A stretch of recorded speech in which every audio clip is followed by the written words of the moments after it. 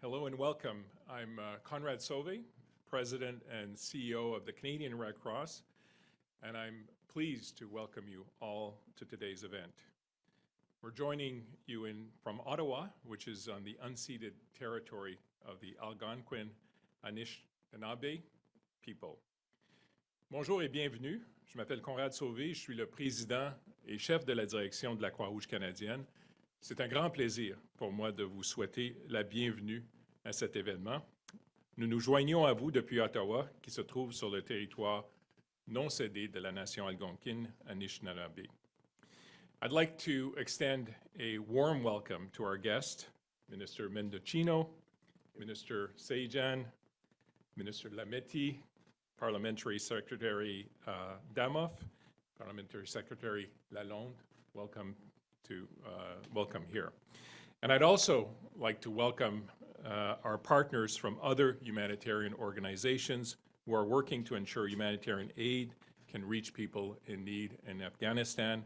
Special welcome to Michael Messenger, President and CEO of World Vision, Kate Higgins, CEO of Cooperation Canada, Danny Glenwright, President and CEO of Save the Children, Rahina Patel, Director of Communications and Government Relations, Islamic Relief Canada. We are also pleased to have distinguished guests from the Afghan Canadian community, and Najia Hanifi has been critical in highlighting the issues affecting women in Afghanistan and remains a critical voice moving this forward. Thank you all for joining us today. Now I'd like to ask Minister Mendicino to the podium. Thank you very much. Minister.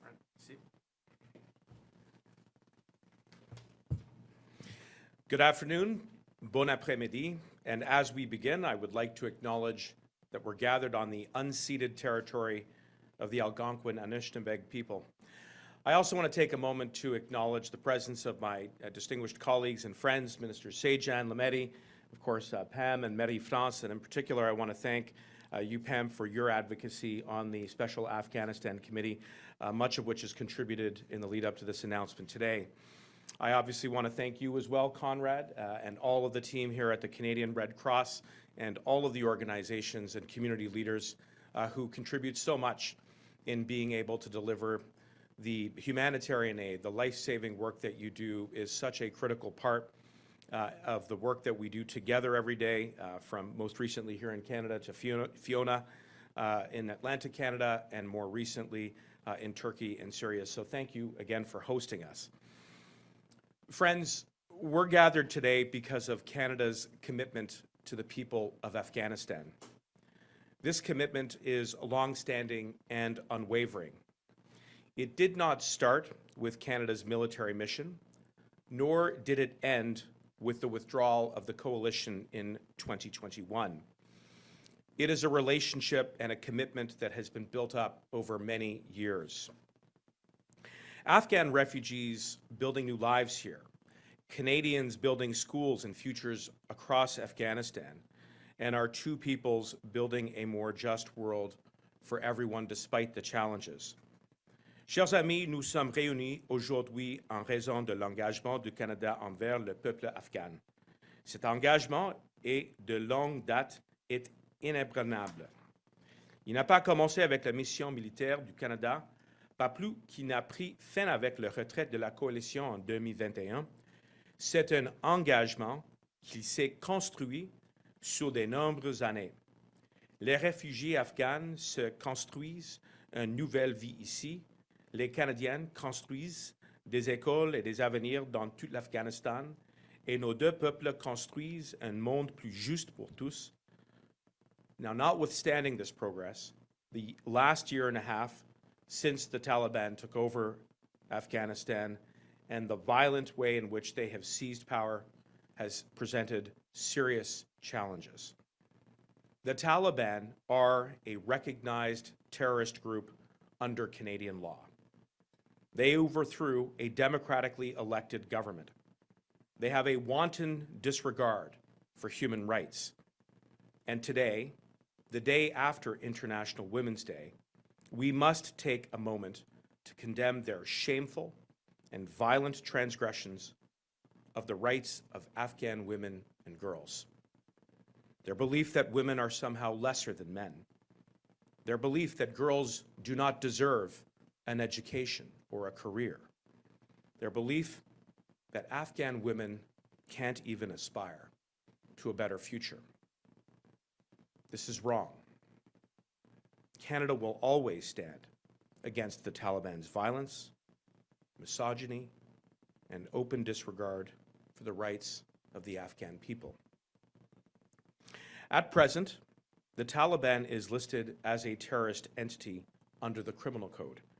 And as a result, the Criminal Code places significant constraints on our ability to deliver assistance to the people who are most in need in Afghanistan. And that's why we've been working hard to find new ways to deliver much-needed humanitarian aid so we can get it to them as quickly as possible. And today, we're taking another step to make good on our commitment to the people of Afghanistan. À l'ère actuelle, les talibans figurent sur la liste des entités terroristes du Code pénal. Par conséquent, le Code pénal limite considérablement notre capacité à fournir une assistance au peuple afghan. C'est pourquoi nous avons travaillé d'arrache-pied pour trouver de nouveaux moyens d'acheminer l'aide humanitaire tant entendue afin qu'elle leur parvienne le plus rapidement possible. Aujourd'hui, nous prenons une nouvelle mesure pour honorer notre engagement envers le peuple afghan.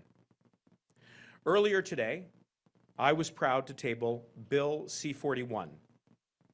This legislation will deliver desperately needed aid to vulnerable Afghans. Once passed, this bill will deliver the food, clothing, and other materials and life necessities that the people of Afghanistan need, and in many other areas that may be controlled by terrorist groups abroad. To achieve these goals, Bill C-41 will make a number of important changes to Canada's criminal code. It will create a legal pathway for us to work with partners, including NGOs like Canadian Red Cross and others here, so that they can deliver humanitarian and other aid in partnership with the federal government. Plus tôt aujourd'hui, j'ai été fier de présenter le projet de loi C-41 qui permettra d'apporter une aide désespérée aux Afghans vulnérables. Une fois adopté, ce projet de loi permettra de fournir de la nourriture, des vêtements et d'autres choses dont les gens ont besoin, tant en Afghanistan que dans d'autres régions susceptibles d'être contrôlées par des groupes terroristes. Pour atteindre ces objectifs, le projet de loi C-41 apporte un certain nombre de modifications importantes au Code pénal canadien. Il créera une voie juridique nous permettant de travailler avec des partenaires, notamment des ONG, comme la Croix-Rouge canadienne, afin qu'ils puissent fournir une aide humanitaire et d'autres. The message delivered by Afghans, aid groups, and witnesses before Parliament is clear. The situation in Afghanistan is dire. 4 decades of war and instability, consistent natural disasters and drought, ongoing famine and desperation, and since the return of the Taliban, the withdrawal of the international aid that accounted for 3/4 of the country's public expenditures. This year, it is estimated that approximately 2/3 of all Afghans will need international assistance just to survive. It is no exaggeration to say that lives hang in the balance. This bill meets the urgency of the moment, creating a streamlined process, giving NGOs like the Canadian Red Cross the flexibility that they need to help those in need in Afghanistan. And my colleagues, including Minister Sajjan, will have more to say about how we will do that. Ce projet de loi répond à l'urgence du moment en créant un processus rationalisé donnant aux ONG comme la Croix-Rouge la flexibilité dont elles ont besoin pour aider ceux qui sont dans le besoin en Afghanistan. Et mon collègue, le ministre Sajjan, en dira plus sur la manière dont nous pouvons y parvenir.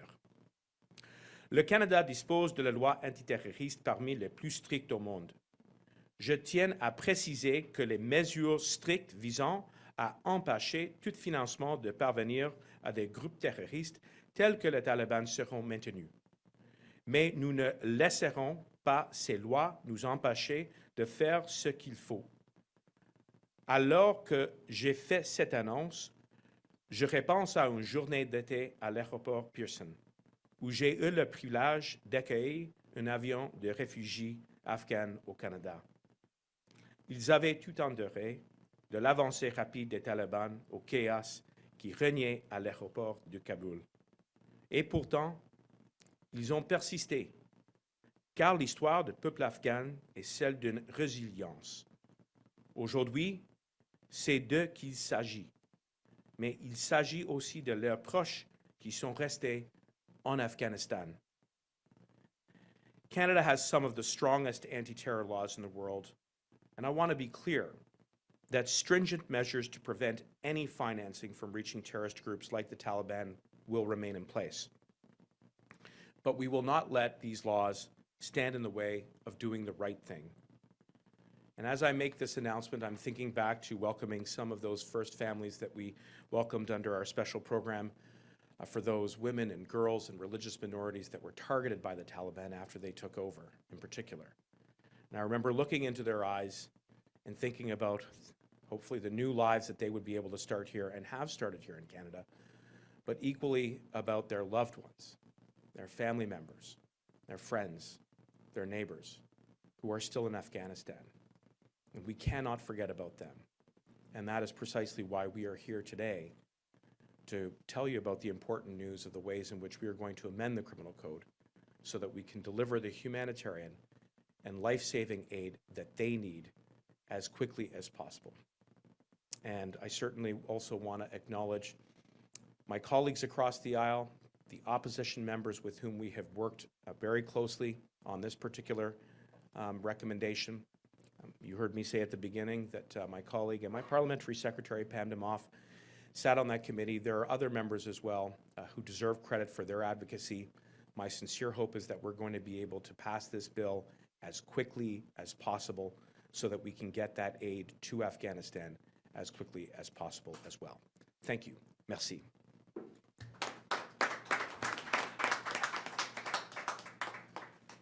Merci, Monsieur le Ministre Mendicino. I would like to invite Minister Sajjan now.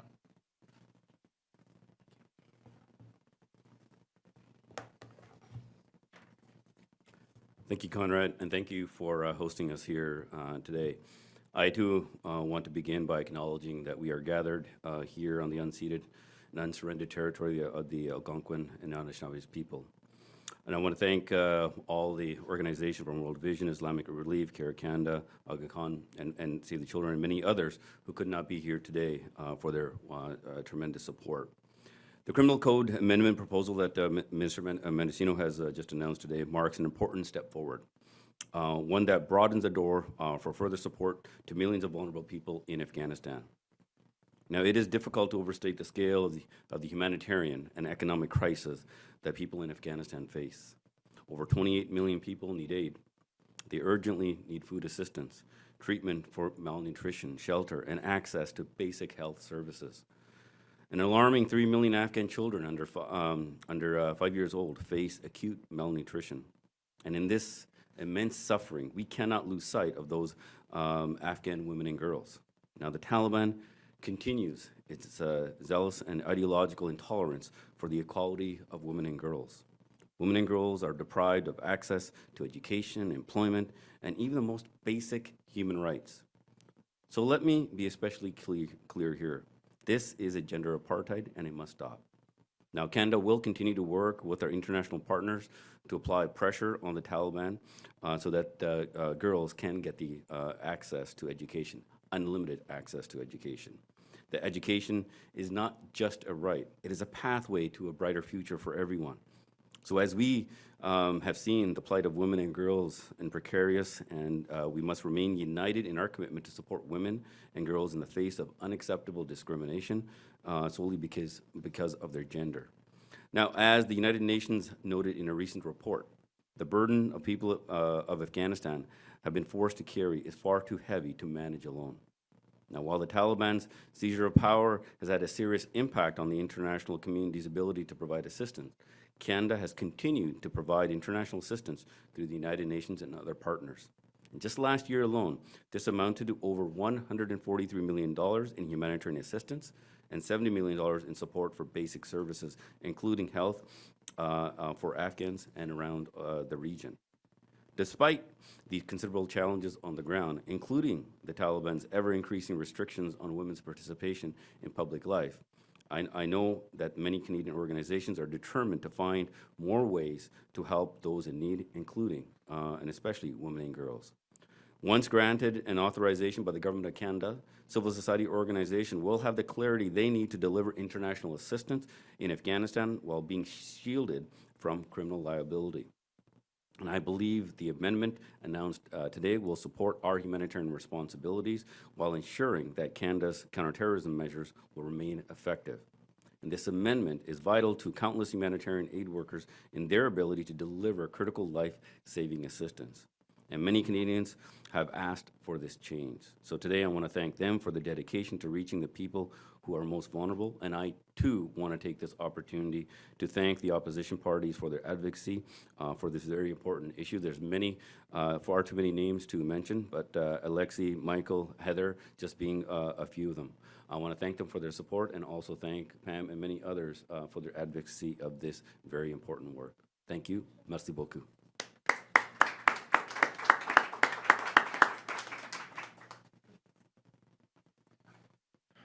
Well, I think I can say on behalf of everyone, we welcome today's announcement by the Government of Canada, which introduces changes to the criminal code that have posed barriers to providing humanitarian aid to people who desperately need it.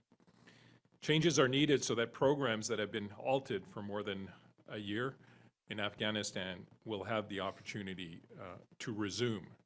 And these programs, as we mentioned, are critical in improving access to health care and other life-saving assistance, where access has significantly decreased in recent years, particularly for women and girls.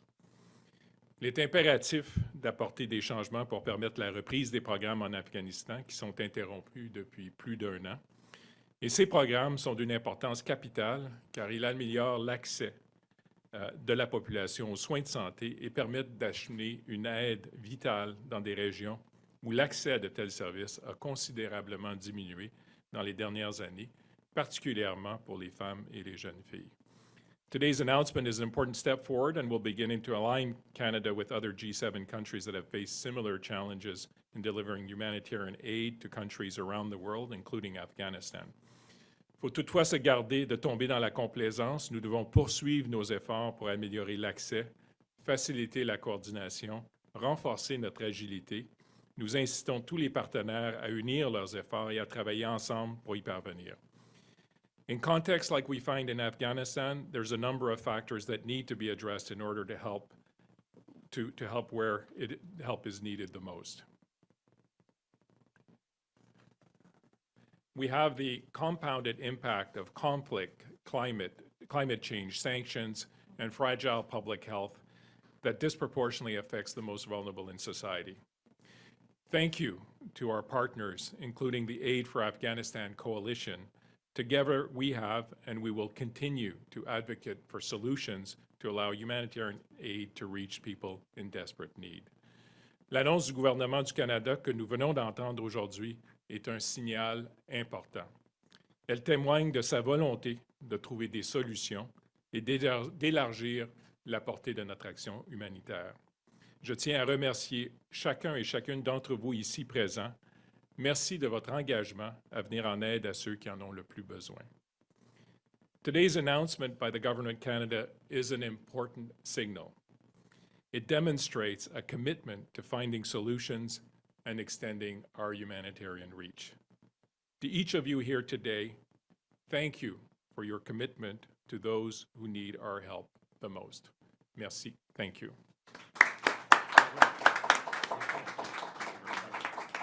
Merci beaucoup. Merci. For question, please limit yourself to one question and one follow-up. We'll start with the question from the room. Hi, Jordan Gowling, CTV News. My first question is on another topic for Minister Mendicino.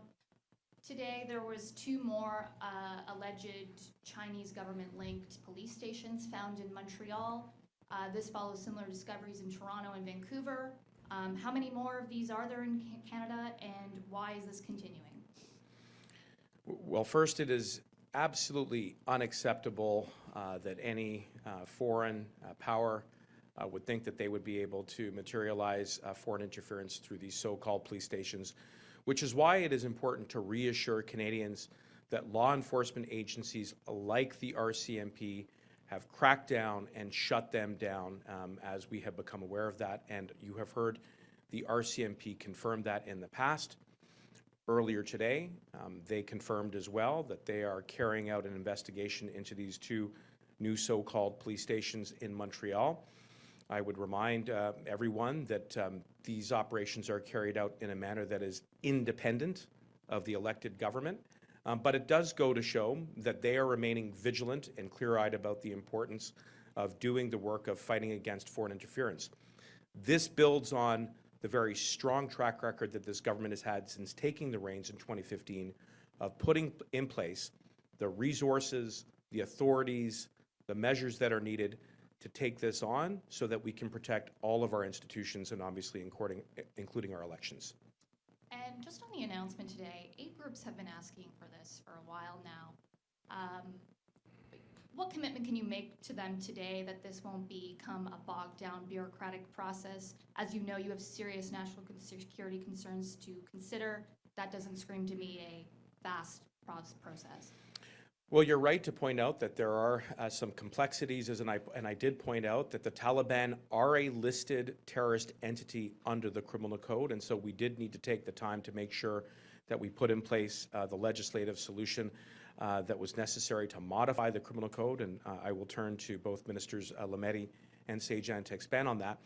But I also want to assure everyone that our commitment is to work very closely with NGOs like the Canadian Red Cross and the many other groups and the people who are here so that we can get that aid delivered as quickly as possible. And we know that the situation is very urgent, particularly in Afghanistan and elsewhere, and our commitment is to make sure that the process is efficient as possible. But I'm happy to turn it over to Minister Lametti if you'd like to say a few words just about amending the code, and then perhaps to Sajjan. Thank you. Thanks for your question. First of all, the good news is that our anti-terrorism regime is framed in our criminal code. The bad news is that that presents other challenges when we have a situation such as we have had in Afghanistan. The only way to give these great organizations the certainty that they need in terms of operation was to amend the criminal code. That's what we've done, and hopefully with party support, we're responding to 2 specific recommendations of the All-Party Committee. We will be able to move this through the House quickly, and once that happens, we hope that the administrative procedure itself will be one that's efficient and effective, given the urgency of the situation that we're dealing with. And then just to give some reassurance to how quickly we'd like to move, even while this process was going on, over close to $200 million of humanitarian assistance and some development support has gone to Afghanistan. So we were able to make sure that the food nutrition piece was supported with organizations like the United Nations and others that who could actually deliver this and could meet our criminal code guidelines. What this will allow us to do is now give greater flexibility for us to be able to deliver that support that many organizations have been asking for. And through this flexibility, we'll be able to now touch the most vulnerable, and most importantly, it'll actually allow us to apply even greater pressure onto the Taliban to get them to countermand some of their edicts that they have brought forward and get unlimited access education for girls. Thank you. Dylan Robertson with the Canadian Press. Minister Sajjan, did you just suggest that we're going to use humanitarian aid as a leverage tool with the Taliban and not give humanitarian aid if they don't comply? No, Dylan, I'm not suggesting that. In fact, actually, when you look at the $200 million approximately that we have already provided, we've been always focused on the Afghan people, and will continue to do so. What I'm also talking about here, this allows us a greater depth and able to making sure that when we have these conversations, it is our responsibility to advocate and fight very strongly for the rights of women all over the world, and especially in Afghanistan. So we need to be able to be creative. There's many initiatives that are currently ongoing to get the Taliban to countermand their edicts. In fact, actually, I was in Doha just about 3 days ago, speaking with our international partners on some of this. So when some initiatives have started, and obviously to making sure that some of these initiatives can be effective, I can't provide the details, but this is how we can work together, and the legislative changes and the work that we'll do will be able to apply pressure. But one thing I want to make very clear, regardless of the work that we do around the world, when it comes to humanitarian support, we focus on people in all the countries. Thank you. This bill, this bill is coming far later than similar jurisdictions to ours. Our allies made changes almost a year ago, beyond a year in some cases. There's a brutal winter. Many groups in the room said it felt agonizing to not be able to respond to it. The ambassador of the Islamic Republic of Afghanistan, the pre-Taliban Afghanistan, said Canada could have actually made a difference here, and we've missed the mark here because it took us so long to fix this. So given all that, why have you not committed to a cost-match donation scheme today to make up for how long it took? I'll say a few quick words and then perhaps pass it over to my colleagues, Ministers Lametti and Minister Sajjan. But I do want to echo the sentiments of the community leaders and the organizations that have joined us today, that we appreciate fully how dire and grave the situation is in Afghanistan, the systematic way in which the Taliban are targeting women and girls and religious minorities is life-threatening every single day. And as you heard Minister Sajjan said, in the lead up to this announcement, we have been innovative in getting the aid to Afghanistan as much as possible, thanks to the partnership of the people with whom we have that relationship. And again, I do want to thank the Canadian Red Cross and everybody who is here for that work. But today is another way in which we can reduce barriers so that we can build on that record, so that we can get that aid to Afghanistan even more quickly and elsewhere where there may be similar issues. But Minister Sajjan? So again, we never held back a dollar in terms of the support that we could provide. Obviously, we had to work with partners who could actually deliver this aid within the current criminal code context. What this will allow us to do is now increase our flexibility on the type of programs that we can deliver. But the funding that we have provided, like I said, close to $200 million worth, we have worked and tried to reach out and touch all corners of Afghanistan. In fact, actually, many visits by the United Nations senior representatives have been made, one just recently. I've been in discussions with them every single time that they have gone in to making sure that we're touching the right places. So no dollar was ever spared when supporting the Afghan people. And I said what this allows us to do is able to broaden our scope, work with trusted partners who have even a greater reach and opportunity to be able to not only touch people, but at the same time, their knowledge and advocacy will also help us to be able to focus on the human rights for women as well. But no cost match. Sorry? But no cost. We're going to be always looking at where best that we can help, okay? Thank you. Could you just explain a little bit more detail about the mechanism to prevent money from reaching the Taliban, and how much latitude NGOs will have, aid organizations in Afghanistan? Will they be able to spend freely in Afghanistan and other countries, or will they have to render accounts? Will there be some kind of spending that's off limits? Yeah, it's a very important question, and it does underscore that national security and making sure that the funds that are delivered through this legislative mechanism are insulated from being misappropriated by a terrorist group, and therefore undermining the overall objective here, which is to save lives with the much needed clothing and nourishment and shelter as possible. I can assure you that the legislation, and Minister Lametti may have some more detail to add about that, does allow for the discretion to be exercised in a way that weighs very heavily the concerns around national security, but with the appropriate flexibility that is needed to work with partners like the Red Cross and others who are here today. And I'll turn it over to Minister Lametti if he'd like to say a few more words about that. Thank you. In brief, it's an authorization regime. So what the anti-terrorism regime stays in place, but what we now allow is for a group in this room to apply to the Minister of Public Safety, to describe the kinds of activities they want to participate in, and so within the scope of those activities, they will be shielded from liability under the criminal code.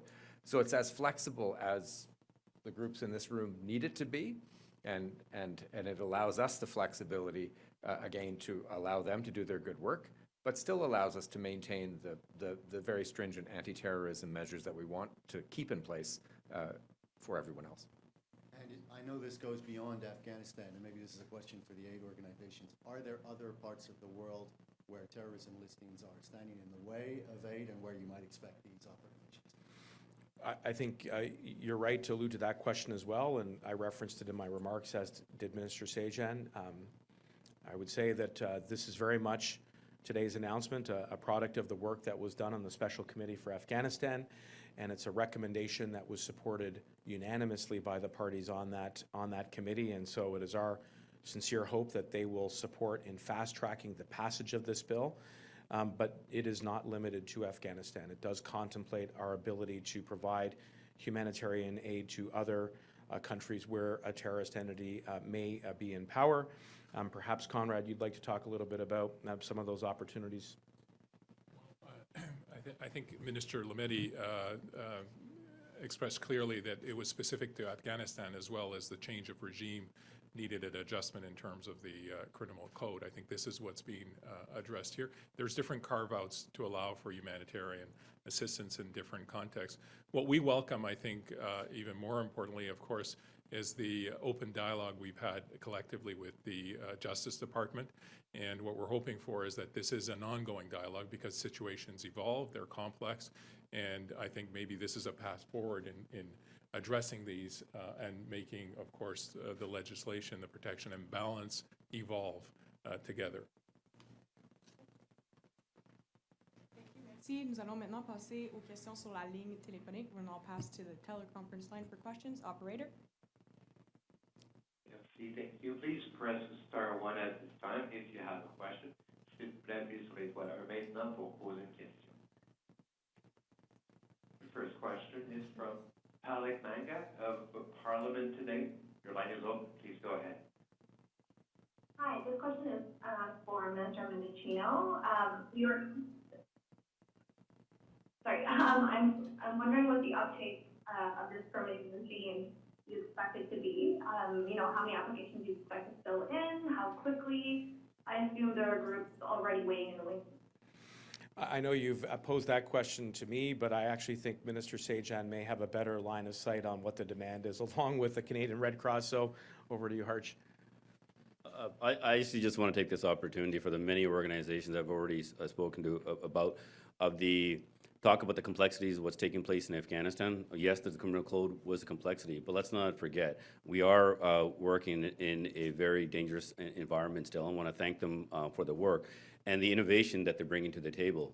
So I've heard many proposals, and now we look forward to actually solidifying this with an actual application through this authorization regime, and I look forward to now working with them so that we can actually help as many Afghans as possible. Thank you. Prochaine question, next question.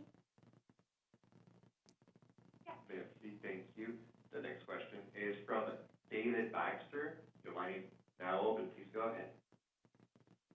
Hey there. I'm guessing Minister Sajjan is probably best for this question. But just with these changes, do you anticipate any speeding up or any change or just any improvement to the pace that we're able to bring in refugees from Afghanistan? Sorry, I didn't catch that question there. Could you repeat it, please? Oh, yeah, for sure. Just with the changes being announced here today, do you anticipate this speeding up the intake of refugees and all we're trying to get out of Afghanistan? Oh, I mean, I'll actually hand the question off to the Parliamentary Secretary for Immigration, but I do want to say that this program has not stopped. We have, even through this, worked every option as possible to get as many people out. And I know personally some families that we've been able to get out of Afghanistan, bring them back here safely to Canada after the final plane has left. And the work that our government is doing is a continuation of this. Well, thank you very much for the question. Certainly, our commitment has not wavered an inch. You know, we want to bring at least 40,000. We currently close to our 30,000 Afghan that can now call Canada home.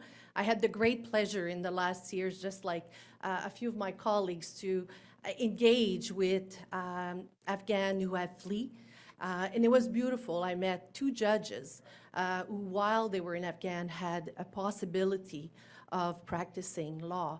And, you know, the acknowledgement and the sentiment that they've expressed. So certainly from a government perspective, this is not changing. We will be bringing at least 40,000 Afghan to Canada. What does that present to us is a major step forward in ensuring some of the barriers that we have experienced for safe passage. And I'm very proud, actually, to be here today because this is really a whole-of-government approach. You know, several ministries, parliamentarian, NGOs, community leaders, we all want the same thing. We want to bring aid to a much-needed country facing deep adversity, but we also, as a government, committed, and this has not changed. Perfect, thank you. We have time for one more question. Dernière question. Merci, thank you. With a follow-up question, Palak Mangat or Parliament today, your line is now open. Thanks. Sorry, I want to squeeze in a follow-up here. Somebody at the briefing earlier today said that there's going to be fresh resources to ensure that there's enough, I guess, staff to implement this regime. They didn't exactly specify, so can you confirm that that is the case? And, you know, will there need to be increased staffing beyond, I guess, the current level within IRC or public safety or elsewhere? Yeah. I can't answer that question in exact detail, but obviously with the new authorization regime, resources will be put towards this. We want to move as quickly as possible, especially early on, for the organizations who have proposals and the support that they can provide, so that we can move from proposal to support for the Afghan people as quickly as possible. Thank you. Thank you. This is what ends today's event. Thanks, everyone. Merci. Thank you very much. Merci. Thank you. Thank you very much. Bravo.